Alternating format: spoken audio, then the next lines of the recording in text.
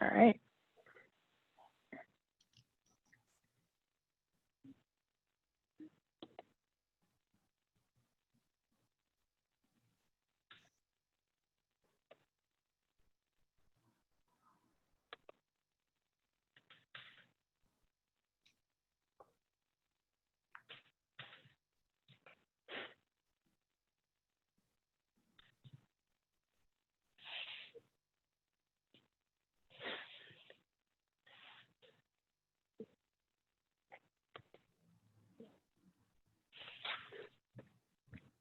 Hello, everyone.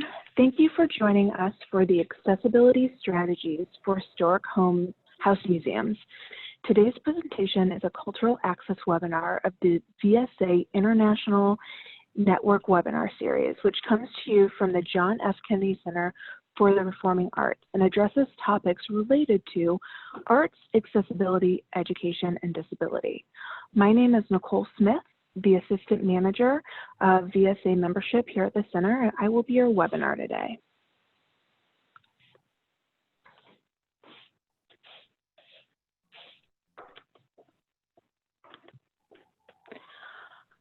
Before we get going, I'd like to take a brief moment and introduce you to the Zoom webinar platform. Broadcast message from the Kennedy Center team, such as a link to the webinar survey or registration for the future events, will appear in the chat box, which you can select from the control panel along the bottom of your window. So sorry. If you need to leave the webinar early, you leave it by clicking the Leave Webinar button in the lower right corner. A recording of the webinar will be available afterwards, so you can catch up at any parts that you missed. The built-in audio output is your computer's internal speakers. You may also use your phone to call in. If you get disconnected or have trouble hearing the presenter, make sure you have clicked the Join Audio button. Please remember that if you're using your phone to call in, please mute your computer's audio speakers. You can submit comments, questions, or answers to questions using the Q&A option, which you can select from the bottom panel. Please note that this is different than the chat box and allows moderators to view your questions. I will monitor the screen throughout the webinar. If you prefer to speak your input rather than typing it, please click the raise hand icon, which can be found in your view on the participation panel. I will touch base with you and unmute your microphone at appropriate time. Much of today's presentation will be conducted over a screen share. You may adjust your view by selecting View options from the top panel. You may also expand your view to a full screen. At the end of today's presentation, there will be an opportunity to ask questions about the material. During this open-ended question and answer time, please raise your hand if you wish to speak or type your question in the Q&A box. Within a week, we'll send out a follow-up email with a link to the recording of today's presentation, a copy of the PowerPoint presentation, and a copy of the webinar transcript. This means you can go back and watch the recording and review supplementary materials in addition to any notes you take during the webinar yourself.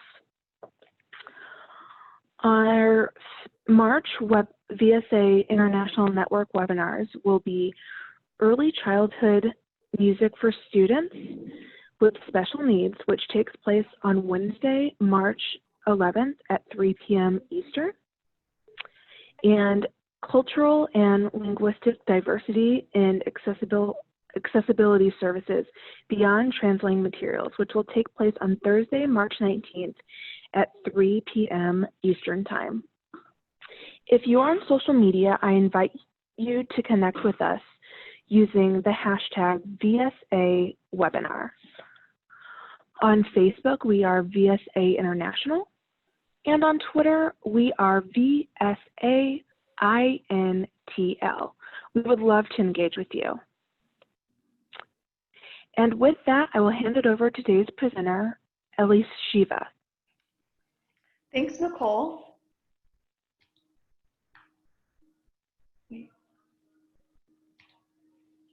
I'm just going to pull up my PowerPoint.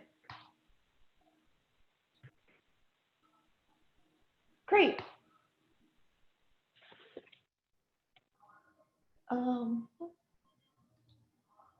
Okay, fantastic. So hi, my name is Ellysheva Bunge-Zeira, and I am the Education Specialist for Access and Food Programs at the Lower East Side Tenement Museum. Today I will be conducting this webinar, Accessibility Strategies for Historic House Museums. I have a title slide up right now, which also has a list of what we'll be going through today. So first we're going to talk a little bit about the background of the museum. Then we're going to talk a little bit about how we structure our tours and how that contributes to accessibility at the museum. Going beyond that, we'll also talk about fostering an accessible environment, our next section on the slide. I'll talk a little bit about lessons learned, and then there will be time for questions. Okay, so I will get started with our background. So, our mission at the Tenement Museum, which I have up here on our screen on the left, is the Tenement Museum tells the uniquely American stories of immigrants, migrants, and refugees in the ongoing creation of our nation. Below our mission statement on the slide is a picture of our visitor center and one of our historic buildings, 103 Orchard Street. The visitor center is on the first floor, and it is a shot of the corner. We have some nice glass walls with our name on the top of them that cover the first floor, and above that is a brick building with fire escapes. The vision of the Tenement Museum is a society that embraces and values the fundamental role of immigration in the evolving American identity, which is at the bottom right of the screen here. And above that is a picture of 97 Orchard Street, our first historic building that is the basis of the Tenement Museum. So just from that, I think it is important to point out that there's nothing in our mission or vision that has anything to do with the preservation of our two buildings, but it is a big part of what we do. Our main goal, our main point at the museum is that we are teaching and we are a storytelling museum, that we focus on education, and I think that is important to call out. If you have not been to the Tenement Museum before, we are two historic structures on Orchard Street. Through these two buildings, we tell the stories of real immigrants, migrants, and refugees through 1863 through the 1980s. And we do this by recreating apartments of real, actual families and using those spaces along with documents and pictures, etc., to tell their stories. So these buildings were built quite some time ago, and like I'm sure most other historic house museums are not ADA compliant, like at all. Additionally, our older building, 97 Orchard Street, the one on the right, is a time capsule. It was vacated by residents in 1935, and no one has lived in it since. Additionally, no one really touched it from 1935 to 1988. It was boarded up, and it was basically accidentally discovered by our founders in 1988. Because that is a big part and focus of our museum, we can't make a lot of the changes necessary to make it fully accessible. The other basic important thing to know is that the only way to visit the museum is by taking a tour, which is led by a trained guide, and we call those guides educators.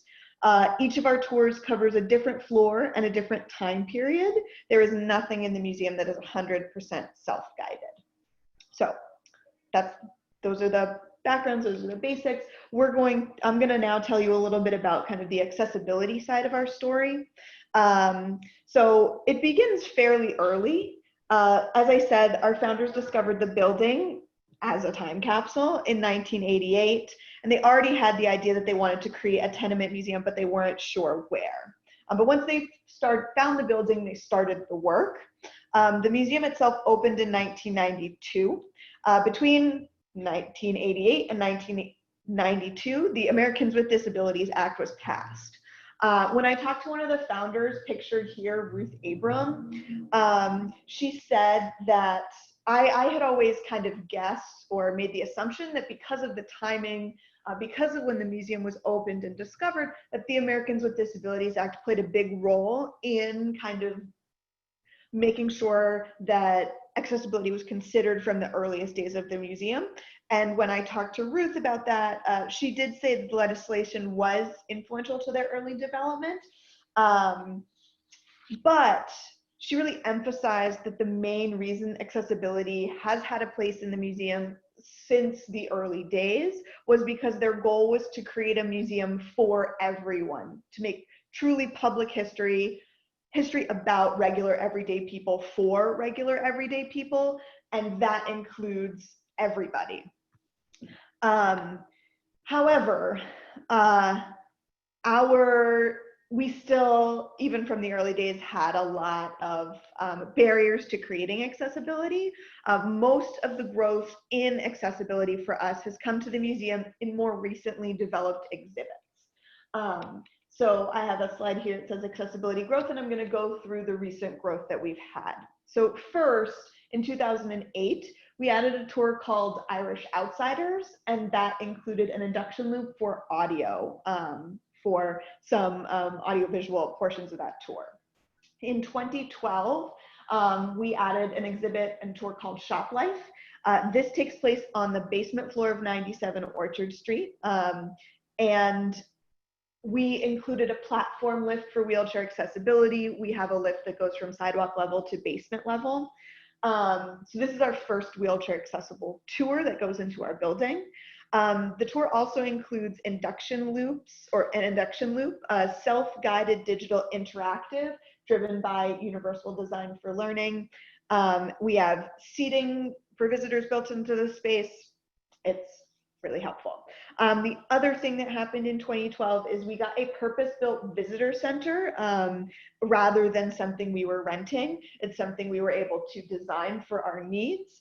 And it was just, it's a huge difference. We have elevators in the space, we have accessible restrooms, we have induction loops for our educational film, in our event space, and at ticketing and retail locations. So very exciting. And most recently in 2017, with our most recent exhibit and tour, we were able to add a second wheelchair accessible tour because the building is in 103, which we own, so we were able to build elevator access up into that tour on the 3rd floor. This floor also has an accessible bathroom, induction loops throughout the space for all audiovisual elements, and another self-guided interactive driven by Universal Design for Learning, and more seating built into all the spaces. Yes, so that is a lot that we have done on the more recent side. Before that point, to build accessibility, there are a few things that we did as well, which I'm going to pull up on the screen now. We did walking tours, and we still do walking tours that follow wheelchair accessible routes. We had a virtual tour, which was done on your own and was self-guided, and that provided an interactive look into 97 Orchard Street. And we also have a costume interpretation program, which I have an image of here. This is an image of an actor playing the role of Victoria Confino. She's dressed in blue. She's got a scarf over her dark hair and an apron. She is holding a big, fluffy, fuzzy yellow blanket out to a few visitors to touch. She is surrounded by visitors on either side, and they're sitting in a recreated parlor. This is a fully touchable space. There is built-in seating, and it's super interactive and can be adjusted for the needs of different visitors. So those are some of the ways that we were accessible before 2008. So while working towards accessibility in this is challenging in this historic space, the way we are structured and the theories that support that structure help provide accessibility in a unique way. So I'm going to go through first some of where our challenges lie, and just to really lay it out, and then talk a little bit about the pros and how we, the positives of working in a historic space and how we run what we do, and I'll talk a little bit about how that is accessible. Okay, so accessibility at the Tenement Museum. There are so many challenges for us. We are a 5-floor walk-up building, so we have a lot of stairs. This is an image of the main hallway, the front hallway at 97 Orchard Street, our first tenement. It is a set of narrow, dark wood stairs that head up to another level. And to the left of those stairs, they kind of take up the right half of the picture, and down on the other side is a narrow hallway that gets very dark towards the back. We have, like I said, a bunch of stairs. We have narrow doorways, narrow hallways, and we also have super delicate spaces. Like I was saying before, 97 Orchard Street is a time capsule. I have an image here of one of what we call our ruin apartments. For certain spaces, and just in general in our building, it is really old, and we have a lot of the old historic materials of the building. There are some spaces that we leave to what it would have looked like when Ruth and Anita, our founders, came into the building. So this is an image of that space. It is an image of a kitchen, of a ruin apartment, where you see a lot of peeling wallpaper from the ceiling, decorative and very colored, various colors of linoleum on the floor, different mismatching pieces. There's a lot of peeling paint from the walls, and there's a doorway and a window that looks into another space. As you can see here, it's kind of open. There's no specific path that we are asking visitors to walk on. We don't have a lot of like velvet ropes or glass that doesn't allow you to walk into certain places. I think right now in this apartment, there is a string that cuts off half of the space, but is like a really thin string. It's just like a reminder not to touch stuff. So that's definitely different for us than other places. But to navigate around that kind of stuff, we give tours. This is an image of me giving a tour. I am making a weird face at the camera, but around me in this room with kind of green teal walls and some bright lights in the middle of the space above my head, and around me are a bunch of visitors. I think there are like 8 or 10 people here. So we get face-to-face time with all visitors, and we often and almost always adapt our tours to meet the visitors, the needs of visitors in front of us. So that really works out to our advantage as a museum, and specifically for accessibility. And we are small. We do a lot of tours every day, but each tour is only 15 people when they're inside the buildings, and we don't get as high visitation as other places in New York City. So we are able to put in a little bit more personalization. I am of the opinion that one of our strongest accessibility assets is our tour structure. So I'm going to go into depth about the work that we do within that structure to make tours accessible as possible. And I think there are many useful takeaways here. So we will talk next about tour structure. So we have thought a lot in the past and always about what makes a tenement tour, and we created an approach internally that we call facilitated storytelling. The main definition of facilitated storytelling is many entry points into the story, shared construction of the story, and multiple perspectives examined. I have a graphic on the screen which breaks that down. So in the middle or towards the bottom in an oval, there's a bubble that says facilitated storytelling, and there are 3 squares, each which feed into facilitated storytelling. Say and on the left, many entry points into the story. In the middle, shared construction of the story, and on the right, multiple perspectives examined.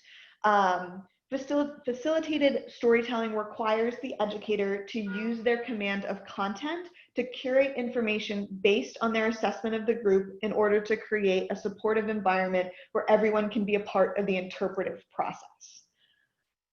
This is something we have worked on a lot over the years, but from the beginning, it always included the main entry points into the story section, and a connection and understanding that knowing your visitors to the best of your ability and always providing different avenues into content is essential, as well as meeting the needs of visitors. And all of that stems from universal design for learning. So that is how we ensure that our tours are as accessible as possible.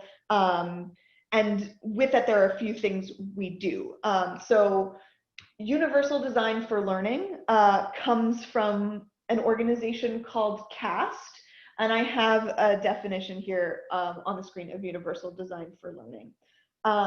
It is a set of principles used to create educational environments that have equal opportunities for all learners without adaptation. And underneath that, I have CAST's logo and their tagline, which is "Until learning has no limits." I always forget this, but CAST comes from the Center for Applied Special Technology. It sprung from universal design, which is an architectural approach created by Ronald Mace, an architect who's a wheelchair user that considers all users of architecture. And it is specifically universal design for learning is for classroom teachers, but we adapted and shaped it for our museum environment. We work to fold different pathways to content into tours at all points.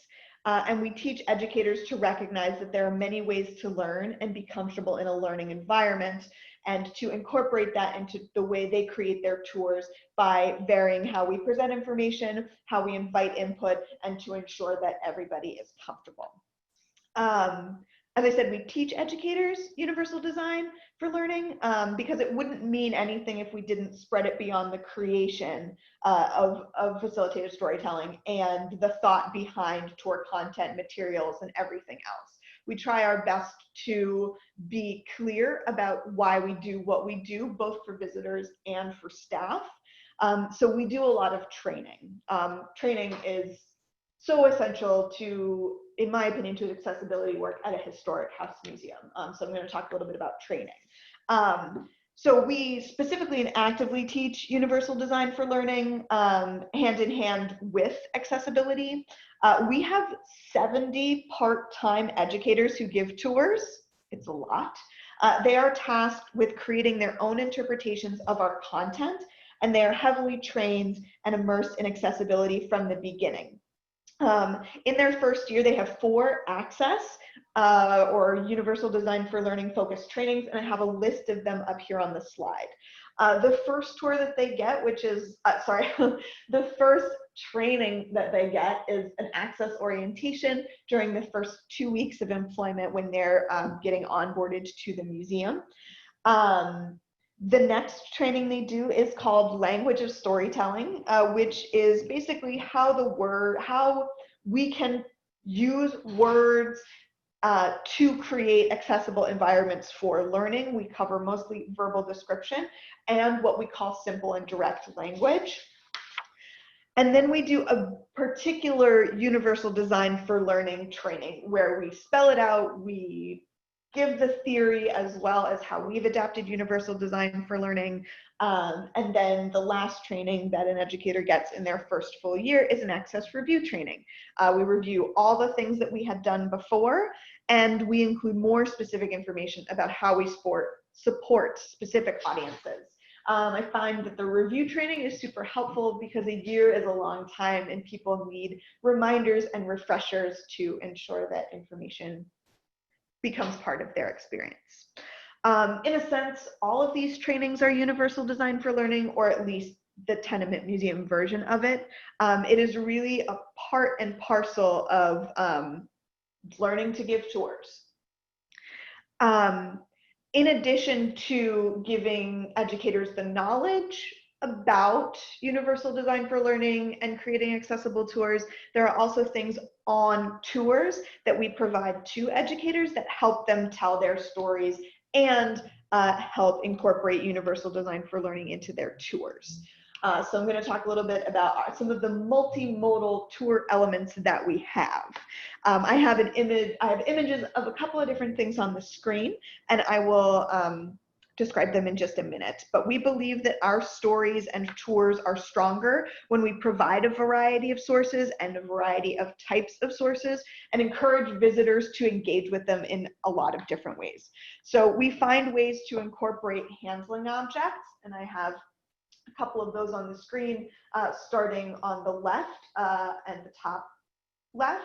There's an image of an aluminum egg beater that's a hand crank. So it's got two like whisks attached to like a gear with a handle, with another handle, that one handle that spins and one handle that's on the top. I think this object is great also because it has a name. It's called the Aluminum Beauty.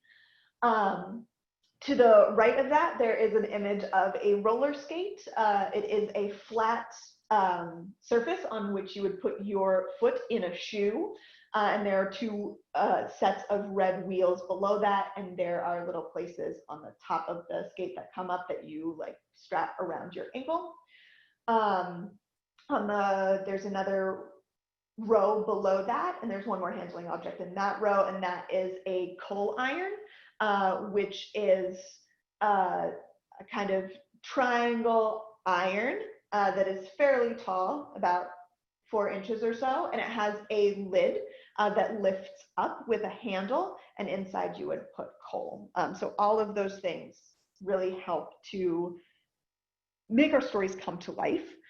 We also use a lot of visuals, pictures, and historic documents. And there are a lot of ways that we present those. Some are laminated and single sheets. We try our best to make them as large as possible, but we have also started using pamphlets, which we have an image of over on the right-hand side of the screen. In these pamphlets, we hand them around to each visitor, and they contain pictures, documents, maps, and other things like that that visitors can look through on themselves. So this is an image of 4 different ones with different images on the front of them, arranged in a fan pattern. We also have a lot of oral history interviews, and we incorporate sound when we can. We also understand that there are other multimodal tools that can support learning environments. So the last image that's kind of in the center of all of these, towards the middle and bottom of this slide, is a picture of 3 different concentration tools that we offer in our building. In that picture, the top right, there is a piece of paper that has a print of bricks on it. It's got a little hole cut out. It's a viewfinder that can be a concentration aid. Next to that on the right is an open booklet, which is a worksheet that has a lot of different questions to fill in. And then below that, there is a little postcard. It's like a sepia tone. It just has the word postcard written on it, and it's blank. Otherwise, we encourage people to take notes, to look for things that interest them, to notice different things in different ways. So we have, like I said, the training that we do. We have the things in our building. We also provide a lot of support to educators to ensure that educators and visitors have what they need on tours in our historic building. We have a robust call system in place. I have a slide here that says support, and there is an image of a hand holding a small black walkie-talkie in front of some rough bricks. All educators have walkie-talkies that they take on every tour, and they can call for all kinds of support during a tour. On the other end of that walkie, we have both full-time and part-time employees that work as coordinators. So it is their job to listen to the walkie-talkie and provide support as needed. And I have a list of these people. So the first is the coordinators. The next, it says monitors, and those are part-time staff who actually sit in the building and do regular walkthroughs of our space, checking in with each tour. And then the next one under that says visitor services. So visitor services also listens in to provide support as needed. This supports visitors, it supports educators, it gets additional tools and supports that are necessary or wanted. It helps when a visitor needs additional support. It helps when an educator needs additional support. It's really great. At this point, I also want to note that because of the way we are structured, the education department, which I am a part of, is very super involved with the day-to-day running of the museum. We get to direct, shape, and constantly improve the museum's main product, the tours, and accessibility is a big part of that, because I have great, fantastic buy-in from the rest of that department to ensure that accessibility is always a part of what we are doing. Okay, so that's how we have cultivated our tour structure and how it is accessible from a baseline. But we also have built on that to provide other kinds of accessibility. We have walking tours, which I mentioned earlier in this presentation, because our buildings constrain us in unique ways, not just like stairs and stuff, but also in the time periods that they present. We moved outside of our buildings to help create accessibility and also help to broaden the stories we tell. But New York City sidewalks are unpredictable, but accessibility does exist through curb cuts in our neighborhood, and we're able to have walking tours that follow wheelchair accessible routes. And we were able to build on our tour structure and send them out into the world so that we can make these kinds of expansions. The other way that we build on our tour structure is through our specialized programs. Specialized programs at the museum. We have every month 1 or 2 free specialized accessibility programs. The first we started doing were tours in American Sign Language, and this is an image of our deaf educator, Alexandria Wales. She is signing to a group of about 8 people outside in front of one of our buildings. Alexandria is deaf. This is not an interpreted experience. So we do that. We also do verbal description or touch tours. We do a little bit of both. This is an image of a few people, most of them wearing biking shirts because they came as a private group, around a 3D model of one floor of 97 Orchard Street. So we do we shorten our content and pair it with a lot of different handling objects and models and raised line drawings to create a specialized experience for people who are blind or have low vision. And lastly, we've started to do transcribed tours. This is a picture of my cell phone capturing real-time transcription of a tour. For visitors who have hearing loss or are deaf but don't use sign language. Like I described, each of these are tailored to a particular audience. Visitors can more specifically have their needs met on these tours and begin to feel comfortable with the museum. We have definitely found that specialized free programs are a way to get people involved, get them coming back, and become a part of our museum community. I do think it's also important to note that the fact that our museum is tour-based is not great for everybody. It's not great for people who speak languages other than English, including American Sign Language. It's not great for people who don't do well in small, dark spaces. It's not great for people who sometimes need more specialized attention. It's not perfect, but I don't think anything is. It is our only option. It is the way we operate, and I do believe it provides a lot of benefit. Beyond the structure of tours and the underlying supports and the things we build off of them, there are other things we provide that support or expand an accessible environment that I think is really helpful to share and that are kind of unique to our site in some ways. So I'm going to talk a little bit about fostering an accessible environment. So inside our historic buildings, we provide seating, which is so helpful. We've been able to expand on this in the past 5 to 7 years, and sometimes that feels small, but it really makes a huge impact. We have metal folding chairs and folding stools in almost every apartment. This is an image of my colleague Laura Lee in a beautiful pink sweater and brown coat, and she's holding up one of our metal folding stools. From what I've seen in other museums throughout the country and throughout the world. Like everybody has these same stools. I think they're great. They're from a company called Lectus Production. We found that adding more seating to our historic spaces was really helpful. It made tours better. Visitors were more comfortable. They're more receptive and oftentimes engaged. And learning that from our tours that were created earlier, all of our new exhibits have seating designed into the space. We have created areas that just can be sat on, built into the exhibit, and that it's really great. Another way we foster an accessible environment on our tours is we offer assistive listening devices. This is an image of one of our FM assistive listening device systems. It has two parts. There's an educator part, a transmitter part, which is hooked up to a microphone that's on the left. On the right is the visitor receiver, and that comes with headphones. We also provide neck loops if people are interested. And both of those are labeled very clearly, educator and visitor. They have a 6 on them because that's the channel they use, and they're also color coded with blue.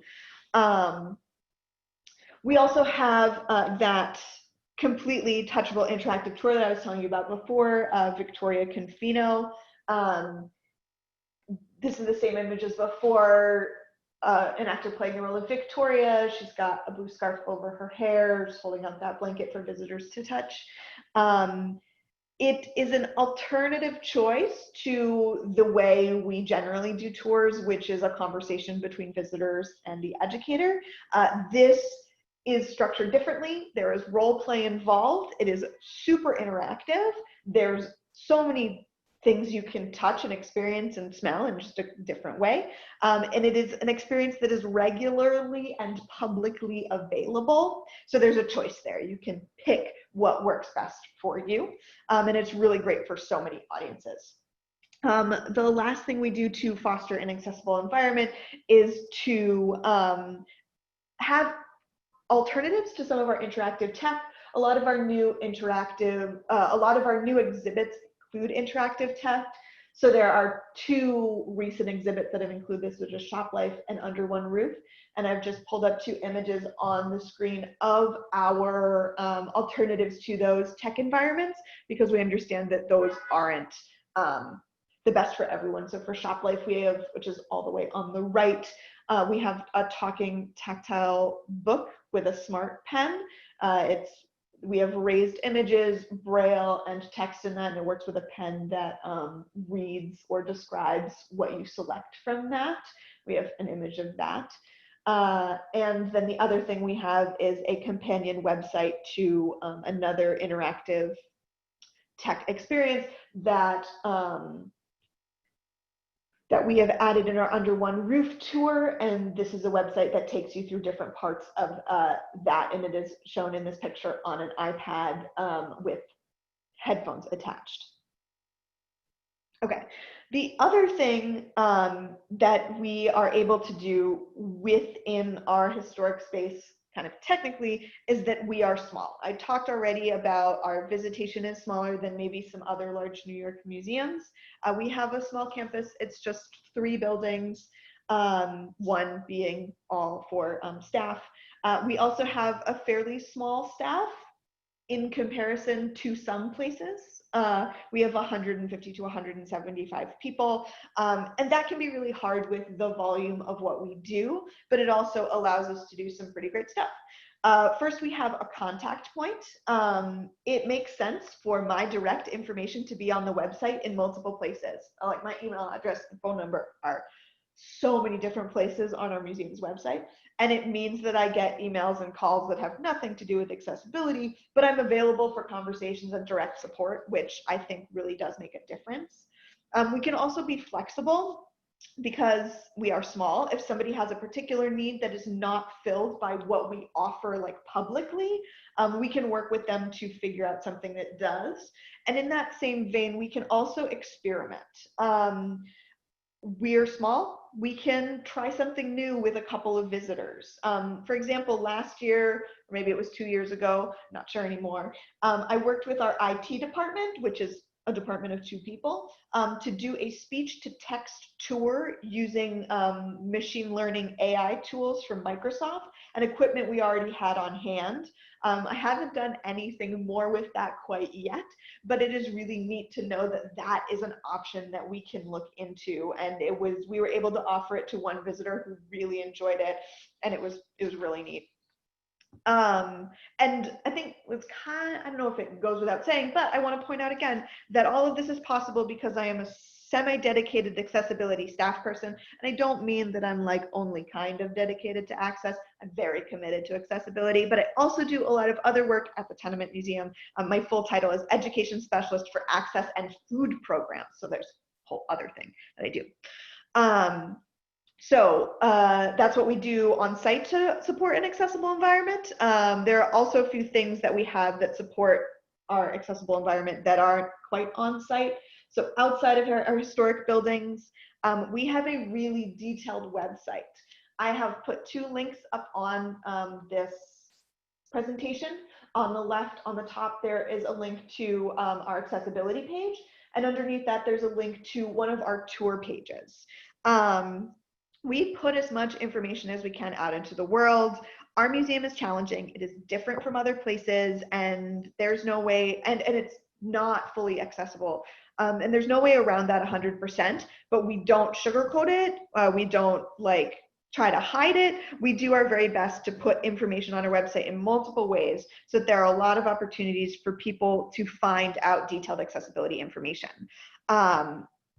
I think it's really important to say what we are, what we do, and what our limitations are. And I've put an example up here of the way that we do that. This comes from the second link, www.tenement.org/sweatshopworkers.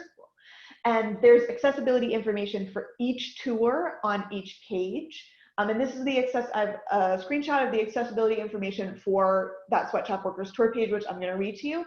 It says accessibility information. This tour takes place on the 3rd floor of 97 Orchard Street in a series of small, low-lit apartments. There are 38 steps to enter and 31 steps to exit. And then there's a link that says see building diagram. This tour uses an outdoor stairwell with an open stair. Limited seating will be available during the tour. Additional handling objects and braille materials are available if requested. Assistive listening devices are available if requested. Printed tour summaries are available in English, French, Spanish, and Italian if requested. For more information about accessibility at the museum, please visit Accessibility at the Tenement Museum section, which is linked. Okay. Now, our website isn't perfect and isn't perfectly accessible, and that is one area that we do really need to work on. There's always more to do. Another thing that is really helpful outside of our historic buildings is our Access Advisory Board. It's an entity that I rely on a lot and I think is crucial to the work that I do. It is an external group that is made up of people with disabilities, other museum access professionals, and other stakeholders. They help with new programming when we are developing it. They're there to bounce ideas and questions off of if I have them. They help identify holes in our accessibility policies and practices. And they are also valued experts, so we compensate them. They have an honorarium per meeting attended, and we give them a museum membership. The last point, which is like outside of our historic buildings, but also is a little bit more conceptual, is we're always growing. One of the things about accessibility that I've found is that it is never finished. You can never just check off the boxes and just be accessible. It's going to be something that grows and changes forever. But starting somewhere, keeping that growth going is important to creating and maintaining accessibility in a historic space, but it has to start from somewhere. So picking a starting point, focusing on one thing, and growing as time goes on, I think has been really helpful for us. Okay, so to wrap it up, I want to say that I know that that is a lot of things. The museum has a solid history of accessibility and we're building on it all the time. So for someone, if somebody is starting out or is looking for ways to start out, that can feel overwhelming. So I'm going to boil it down to a couple of points, really talk about some of my takeaways and lessons learned from doing accessibility at a historic house museum. So here are my lessons learned. And I have a list of them here on the slide. The first one is always ask. This applies both to the curatorial department and your audience or employees with disabilities. For the curatorial department, from my perspective, you never know what you can get a yes to if you don't try. We were doing a touch tour a couple of years ago, and one of the educators leading it wanted to know, like, hey, we have this great piece of fake challah bread, which is a braided bread, on one of our tables in one of the recreated apartments. Can we touch that? And I was like, well, I don't know, I'll ask. And it turns out we can. So for touch tours, we get to pass that out and feel feel the structure of that, which is pretty neat. And for audience and employees with disabilities, incorporating the views of people with disabilities makes what you do better, and is necessary for inclusion work. So I always recommend asking and getting that support. The next one is quote unquote bake accessibility into quote every cake you can, which is a way of saying include accessibility all the time when you can. Making accessibility a part of the process in every possible step is going to make things easier in the long run. And starting to think that way gets change to happen. And I think this is for everything, for exhibits and tours, construction, hiring, fundraising. If it's a big project, thinking about how to incorporate access helps to get that ball rolling and create more accessibility at your site. Also, practice gets you further with this one. The more you talk about it, the more it's going to happen. The more you can kind of train your brain to think that way. That also includes a lot of like bothering people or nagging maybe, which can be hard to be that person that's bringing it up all the time. But finding somebody who feels similarly, who can support you and do that asking as well is really helpful and awesome. So that's a tip that I would put forward. The next point on this list is don't be afraid to share information. It's important to say what you have, what you don't have, what is accessible and what isn't. Being honest, but not like obscuring anything, not quote unquote sugarcoating, letting people decide for themselves is what we can do as places that aren't fully accessible because of when they were built. An accessibility statement, is helpful. We have one on our website, and I have it here at the bottom now that I'm going to read out. The Lower East Side Tenement Museum welcomes all visitors. We recognize the diverse needs of our audience and offer accessible programs and services to enable all visitors to explore the shared American experience we interpret at the Tenement Museum. I think there are ways that this could be stronger, that could be different, but you know, there are always things to work on. It's a good starting point. The next point on my lessons learned list is training. Training, I think, is such a crucial thing. Making sure people know what is available, what is not available is really helpful. You can have great accessibility supports, initiatives, but if nobody knows about them, they're not going to be helpful. There are lots of ways to do training and lots of resources out there. I'm always finding new ones. I'm always trying to find new ways to train, find new ways to review content materials, and helping people get the information that they need. Oh, I didn't edit this slide properly. I had this point in here that DIY will get you far, which I like, but I didn't feel went super well with my presentation. Anyway, I'll tell you about it.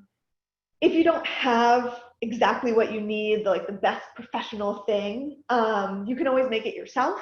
It can be a really great way to say, like, this is useful, this is helpful. It's cheap, I made it myself. There are better ways to present this. And possibly let you make that argument for something that is a little bit more durable and less do it yourself DIY. And my last point is that a designated full-time access employee is invaluable, so helpful. Access should be everybody's job. That is the ideal, but having somebody to guide that work, to be that point person, to give it focus and direction and have a starting point is really helpful and allows for more work to be done. Broadening it from there, definitely possible, but it has to start somewhere. Okay, so that was my presentation. I've put up here a slide that says questions, question mark, and it also has my information. My name, my title, my email address, and my phone number. I am always happy to take questions in many different ways. So if you're interested, feel free to contact me. And that's my presentation.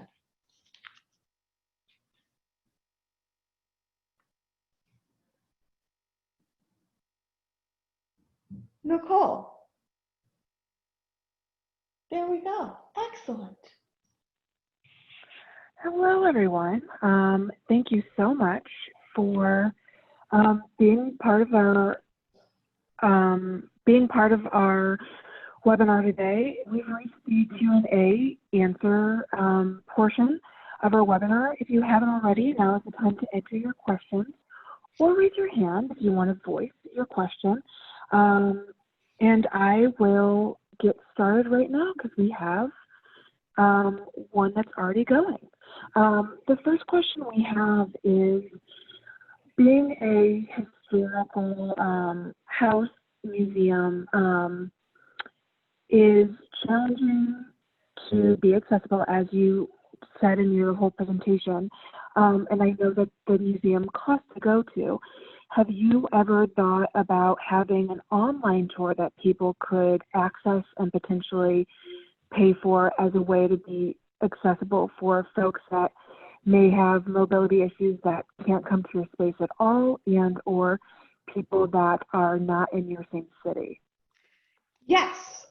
So quite some time ago, we had a virtual tour, which was like kind of like Google Maps, where you could it was a 360 camera, and you could kind of drag it around and look at different portions. We also had like a recording of a tour that, was a part of that, but it was run on Flash, and so that is no longer available. But we have been doing work recently to find ways to bring our content and our message to different people, whether it be that they can't visit the museum for whatever reason.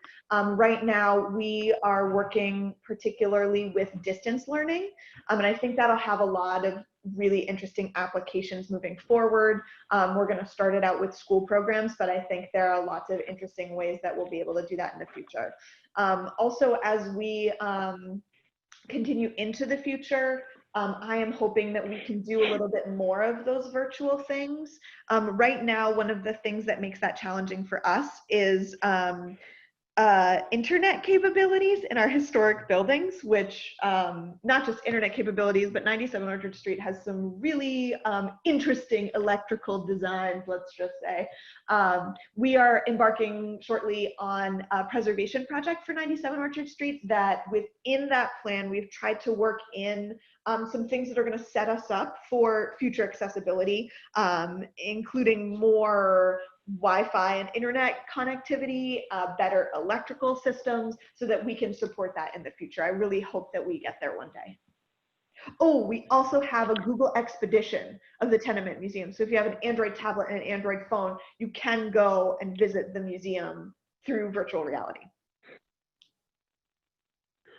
Thank you. Our next question is,